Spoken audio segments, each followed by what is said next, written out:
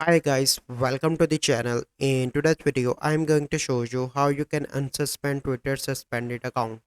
So the first step you simply need to do is to open any browser and you need to search for Twitter Help Center. Click on the first link and here you need to click on locked and suspended account issues.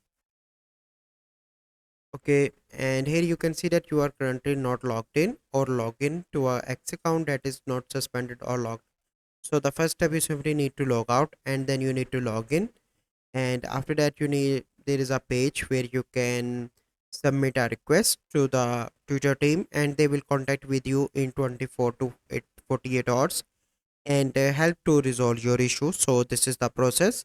I hope you find this video helpful. If you find this video helpful, must like this video, subscribe to our YouTube channel for future videos. We'll see you in the next video. Thank you. Have a good day.